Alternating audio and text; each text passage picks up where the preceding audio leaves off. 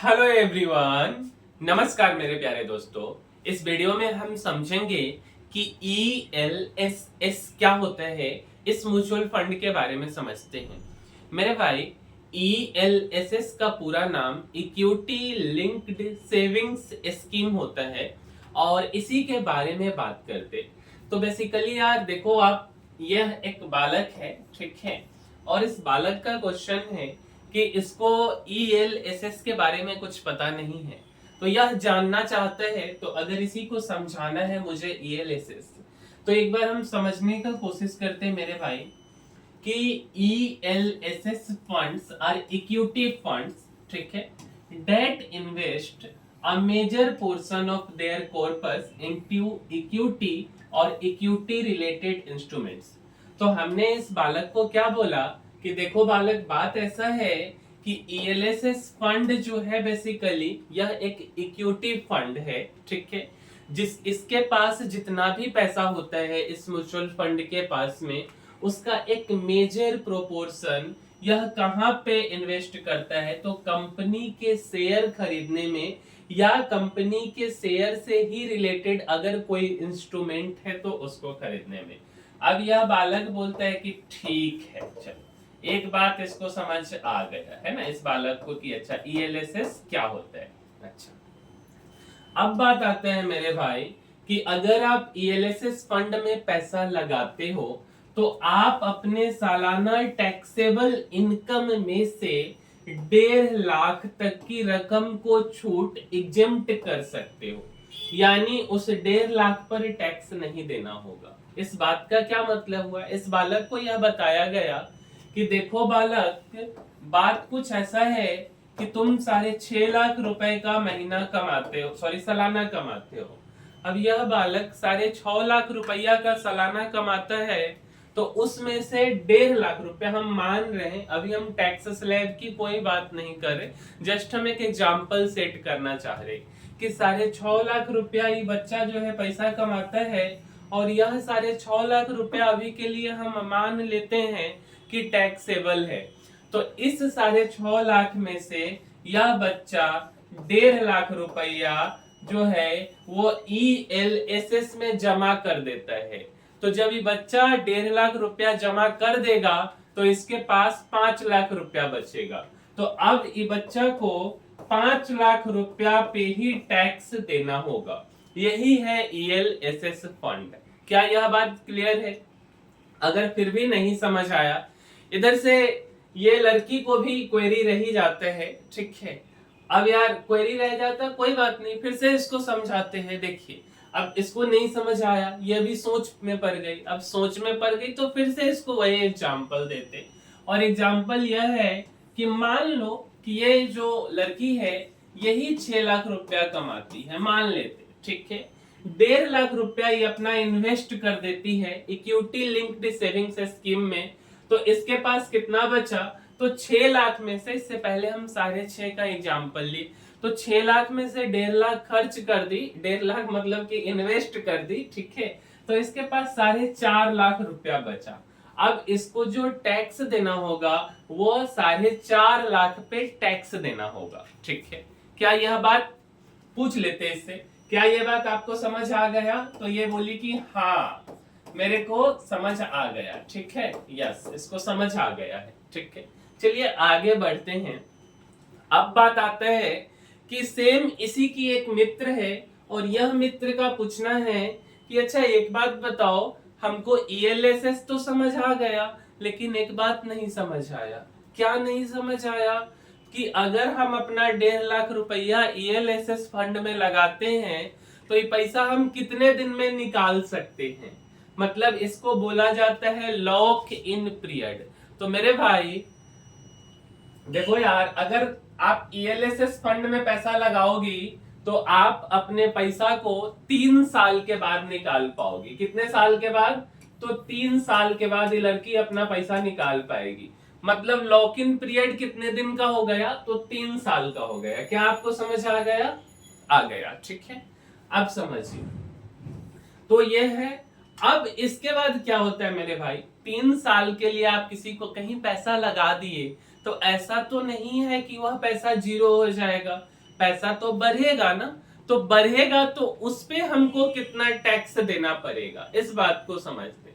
मान लो ना कि आप कहीं पे पैसा लगाए 1.5 लाख रुपया, ठीक है। अब वो 1.5 लाख रुपया ना 2.5 लाख या 3 लाख हो गया, हम जस्ट समझने के लिए बता रहे हैं। मान लो इसी लड़की को समझाया जाता, मान लो कि आप 1.5 लाख रुपया लगाए और 3 साल के बाद ये 1.5 लाख रुपया 3 लाख रुपया हो गया, मान लिए। अब 3 लाख रुपया हो गया ना, तो यह जो 3 लाख रुपया हुआ, तो आपने जो मुनाफा कमाया उस मुनाफा का नाम होगा long term capital gain. Long term capital gain पे आपको 1 लाख के बाद 10% के हिसाब से टैक्स देना होगा। मतलब 3 लाख में से 1 लाख रुपया काट दिए तो बच गया 2 लाख रुपया, और जो 2 लाख रुपया हो गया उस पे 10% का आपको टैक्स सरकार को देना पड़ेगा। क्लियर है? चलिए, मेरे समझ से यह बात समझ आ गया होगा। यहां भी हम उसी एग्जाम्पल को समझाने का कोशिश किए, ठीक है बाबू। देखो इसके भी दिमाग का बत्ती जल गया, अब इसको नहीं समझ आया, कोई बात नहीं, इसको भी समझाया जाएगा। मान लो कि यार एक दूसरा एग्जाम्पल ले लेते। 1.5 लाख रुपया ये जो बच्चा है यह पैसा को लगाया, 3 साल के बाद ये पैसा 2.7 लाख हो गया, ठीक है। तो 2.7 लाख हो गया तो 1 लाख रुपया पर सरकार कोई टैक्स आपसे नहीं लेगा। तो 2.7 में से 1 लाख रुपया जो है 2.7 लाख हो गया। मतलब ना 2.7 में से अगर हम 1 लाख को हटा देते हैं, ठीक है, तो मेरे पास जो पैसा बच गया, ठीक है, वह पैसा में से आपका क्या हो जाएगा। जैसे इस बात को ऐसे समझो, 1.5 लाख रुपया था, ठीक है। अब 1.5 लाख रुपया कितना हो गया, तो 2.7 हो गया, तो 7 में से 5 गया 2, मतलब 1.2 लाख का आपको फायदा हो गया। अब 1.2 लाख का फायदा हो गया ना, तो 1 लाख रुपया तो हम छोड़ देते हैं और बच गया कितना मेरे भाई, तो 20,000 रुपया बच गया।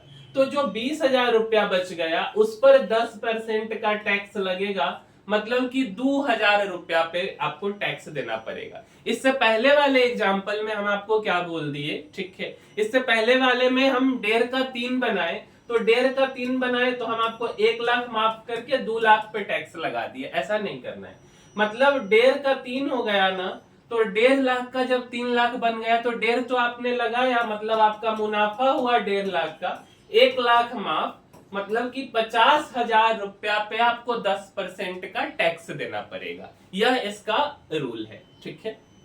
चलिए, क्या इतना बात समझ आ गया? मेरे समझ से इतना बात आपको समझ आया होगा। थोड़ा सा कुछ और बात हम समझाने का आपको कोशिश करते हैं कि बेसिकली देखो मेरे भाई, ईएलएसएस जो है ना कंपनी, वह अपना पैसा किधर लगाती है, तो वह अपना पैसा किसी कंपनी में लगाती। उसमें से लार्ज कैप कंपनी भी हो सकता है, मिड कैप कंपनी भी हो सकता है, और स्मॉल कैप कंपनी भी हो सकता है, ठीक है। अच्छा, पहला बात तो यह हो गया। क्या एक ही प्रकार के कंपनी में लगाया जाएगा? क्या केवल कंपनी फार्मा में लगा देगी? क्या केवल मेटल में लगा देगी? ऐसा नहीं है मेरे भाई, अलग अलग सेक्टर में पैसा लगाया जाता है क्योंकि रिस्क थोड़ा सा कम हो जाए, ठीक है। अच्छा, अब बेसिकली जो फंड है वो कैसे काम करेगा, तो फंड को काम करने के लिए फंड मैनेजर होते हैं, वह प्रॉपर रिसर्च करके, उनका यही पढ़ाई होता है और उसके हिसाब से वह काम करते हैं। और जो आपका टैक्स बचेगा वह सेक्शन 80C के अंदर आता है, ठीक है। और इसमें क्या चीज है मेरे भाई कि ईएलएसएस में आप जो निवेश किए उसमें तो आपको छूट मिला, और कितना पैसा आप लगभग बचा लेते हो, तो 40,800 रुपया के करीब करीब आप जो है अपना सेव कर लेते हो, ठीक है। यह कुछ नाम है ईएलएसएस म्यूचुअल फंड का जो कि आप मेरे स्क्रीन पे देख रहे होगे। इसी नाम में से जो सबसे पहला नाम आप देख रहे हो क्वांट का, उसी का हम थोड़ा सा ओवरव्यू आपको देना चाहेंगे। मेरे भाई आप यहाँ देखोगे, यह देखो, मैं यार किसी म्यूचुअल फंड का प्रचार यहाँ पे कर नहीं रहा हूँ, ठीक है। पहली बात, जस्ट हम समझाने के लिए आपको सारा कुछ दिखा रहे, ना ही मेरा कोई सजेशन है कि आप इधर इन्वेस्ट करो उधर करो, ऐसा कुछ हम कर नहीं रहे। मेरा काम है समझाना, वो हम कर रहे, ठीक है। तो Quant ELSS tax saver fund direct growth. अगर आप देखोगे 3 ईयर का एनुअलाइज्ड इंटरेस्ट रेट तो 20.21%। हमने आपको जो लॉक इन पीरियड के बारे में बताया, आप यहाँ पे देख रहे होगे मेरे भाई एक ताला लगा हुआ है और 3 साल का लॉक इन पीरियड है। यह चार्ट है और नेट एसेट वैल्यू 414 रुपया 64 पैसा, जिसको हम NAV के नाम से जानते, वह 23 या 24 अप्रैल का था। ठीक है, एक बार देख लेते कितने, यह 29 अप्रैल 2024 का है। फिलहाल हम आज की अगर हम बात करें मेरे भाई 6 जून, आज के 6 जून 2025 की अगर हम बात करें तो 404 रुपया 25 पैसा इसका नेट एसेट वैल्यू। कितना कम से कम पैसा हम लगा सकते हैं, SIP कर सकते मेरे भाई 500 रुपया आप कम से कम इसमें लगा सकते हो। इस फंड हाउस का जो रेटिंग है वह 4 स्टार का है। कितना पैसा यह मैनेज करती है, इसके पास कितना फंड है मेरे भाई, तो 10,873 करोड़ रुपया के आसपास का इसके पास फंड है। क्लियर? थोड़ा सा रिटर्न कैलकुलेटर से समझने का कोशिश करेंगे।